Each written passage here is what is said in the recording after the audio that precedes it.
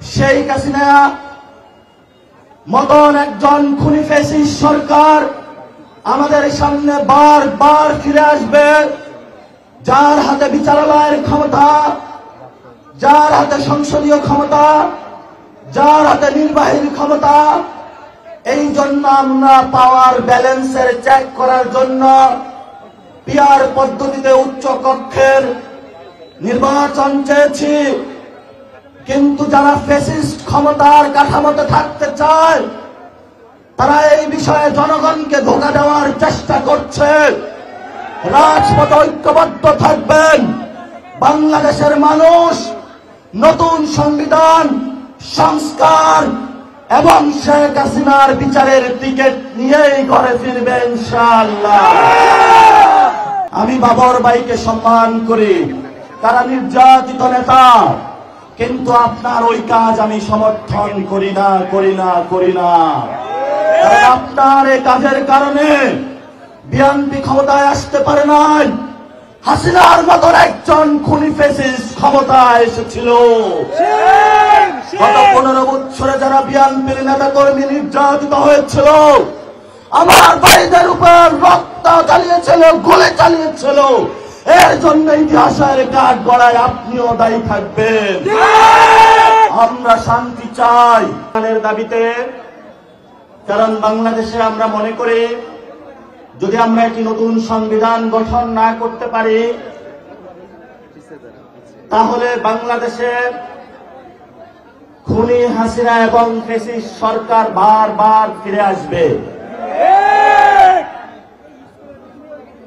আমরা মুক্তিযুদ্ধ যে হয়েছিল আমাদের, সেখানে যে 3টি শব্দ ছিল সাম্য, মানবিক মর্যাদা এবং ন্যায় বিচার, এই 3টি শব্দকে আমাদের 72 সালে আওয়ামী লীগ একদলীয়ভাবে 3টি শব্দকে বাদ দিয়ে তাদের পরিবার ভিত্তিক, তাদের দলীয় ভিত্তিক একটি সংবিধান বানিয়েছিল। এবং এই সংবিধানে ভারতীয় এজেন্ডা বাস্তবায়নে তারা গত 50 বছর ধরে বাংলাদেশের মুসলমানদেরকে নিপীড়ন করেছে, আলেম সমাজদেরকে জঙ্গি তকমা দিয়েছিল,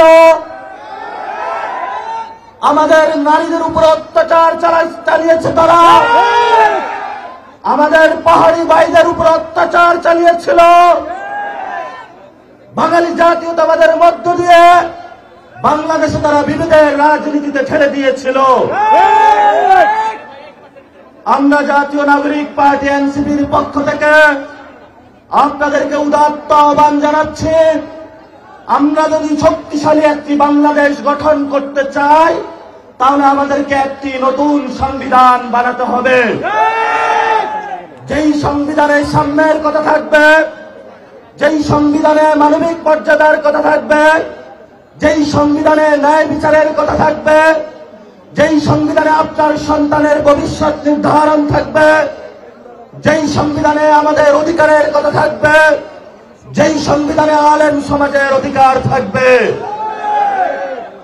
আমাদের অসংখ্য ভাইকে শহীদ করা হয়েছে, তারা বিডিআর হত্যাকাণ্ড ঘটিয়েছিল, তারা শাপলার ম্যাসাকার ঘটিয়েছিল, তারা বিএনপির অসংখ্য নেতা কর্মীর হত্যাকাণ্ড তারা ঘটিয়েছিল, জামাতের অসংখ্য নেতা কর্মীকে তারা গুম করেছিল। এই সকল হত্যাকাণ্ডের আমরা বিচার চাই। আমরা সকল দল, বিএনপি জামাত থেকে শুরু করে যারা বিভিন্ন সময় কোন দল করে নাই, রাতের আধারে ঘাট থেকে বাংলাদেশের খুনি বাহিনী তাদেরকে নিয়ে গিয়েছিল, জেলে ভরেছিল, লাশ সাগরে ভাসিয়ে দিয়েছিল। আমরা তাদের বাংলার মাটিতে বিচার করব ইনশাআল্লাহ। আপনারা জানেন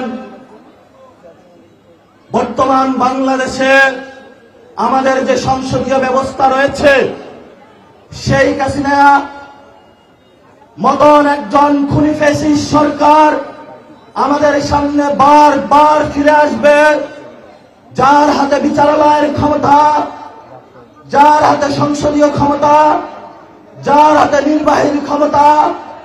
এই জন্য আমরা পাওয়ার ব্যালেন্সের চেক করার জন্য পিআর পদ্ধতিতে উচ্চ কক্ষের নির্বাচন চেয়েছি। কিন্তু যারা ফ্যাসিস্ট ক্ষমতার কাঠামোতে থাকতে চায় তারা এই বিষয়ে জনগণকে ধোঁকা দেওয়ার চেষ্টা করছে। রাজপথে ঐক্যবদ্ধ থাকবেন। বাংলাদেশের মানুষ নতুন সংবিধান সংস্কার এবং শেখ হাসিনার বিচারের টিকিট নিয়েই ঘরে ফিরবে ইনশাআল্লাহ। প্রিয় নেত্রকোনাবাসী, প্রিয় বাংলাদেশবাসী, বাংলাদেশে অসংখ্য হত্যাকাণ্ড ঘটেছে, অসংখ্য ঘটনা ঘটেছে। এর মধ্যে বড় একটি ঘটনা হলো 10টা অস্ত্রের চালান। যদি অস্ত্র হ্যান্ডেলই করতে না পারেন তাহলে নিয়ে আসেন কেন আপনি? আমাদের দক্ষিণ এশিয়াতে এই অস্ত্র কাহিনীর কারণে বাংলাদেশ সার্বভৌমত্বের হুমকির মধ্যে পড়েছে। অসংখ্য মানুষের জীবন বিপন্ন হয়েছে। পার্শ্ববর্তী আঞ্চলিক সংঘাত বিরাজ করেছে। আমরা দেখতে পেয়েছি বিচারের নামে প্রহসন হয়েছে। আমরা ভবিষ্যৎ বাংলাদেশে যারা সরকারি প্রশাসনে রয়েছেন, রাজনৈতিক চেয়ারে আসবেন, তাদেরকে বলতে চাই ভবিষ্যৎ বাংলাদেশে সার্বভৌমত্বের উপর আঘাত আসে এমন কোন অযাচিত সিদ্ধান্ত আপনারা আর নিবেন না। আমি বাবর ভাইকে সম্মান করি, তারা নির্যাতিত নেতা, কিন্তু আপনার ওই কাজ আমি সমর্থন করি না। কারণ আপনার এই কাজের কারণে বিএনপি ক্ষমতায় আসতে পারে নাই। হাসিনার মতন একজন খুনি ফ্যাসিস্ট ক্ষমতায় এসেছিল। গত 15 বছরে যারা বিএনপির নেতা কর্মী নির্যাতিত হয়েছিল, আমার ভাইদের উপর রক্ত চালিয়েছিল, গুলি চালিয়েছিল, এর জন্য ইতিহাসের কাঠ গড়ায় আপনিও দায়ী থাকবেন। আমরা শান্তি চাই, আমরা অশান্তি চাই না।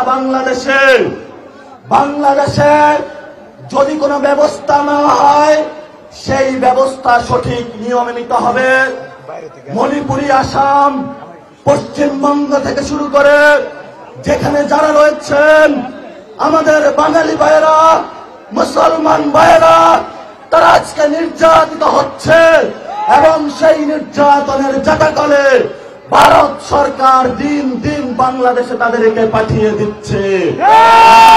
এই সংঘাতের পিছনে আপনি দায়ী। এই জন্য আমরা বাংলাদেশের রাজনৈতিক ব্যক্তি, সচেতন সমাজ সকলকে আহ্বান জানাবো, ভবিষ্যৎ বাংলাদেশে ভারত থেকে, আসাম থেকে, পশ্চিমবঙ্গ থেকে সীমান্ত হত্যা হচ্ছে, মুসলমানদের উপর নিপীড়ন হচ্ছে। বাংলাদেশি বলে, বাঙালি বলে যাদেরকে প্রতিনিয়ত বাংলাদেশে ঠেলে দেওয়া হচ্ছে, ইউরোপ সরকারকে বলে আপনি দ্রুত প্রতিবাদ করুন, ইন্টারন্যাশনাল এরিয়ায় উঠুন। আপনি যদি এই প্রতিবাদ লিপি না পাঠাতে পারেন, আপনার লেজিটিমেসি বাংলাদেশের মুসলমান, বাংলাদেশি, বাঙালিদেরকে ব্যর্থতার দায় হিসাবে নিরাপত্তার জন্য আপনাকে ইতিহাসের কাঠ গড়ায় দাঁড়াতে হবে। নেত্রকোনাবাসী, কথা অনেক বলেছি। আমরা শান্তি চাই, আমরা যুদ্ধ চাই না। আমরা মানুষের অধিকার চাই, আমরা মানুষের শান্তি চাই, আমরা মানুষের সাম্য চাই, আমরা মানুষের মানবিক মর্যাদা চাই, আমরা মানুষের ন্যায় বিচার চাই, আমরা নারীদের অধিকার চাই, আমরা আলেমদের অধিকার চাই, আমরা একটি সুন্দর বাংলাদেশ উপহার দিতে চাই।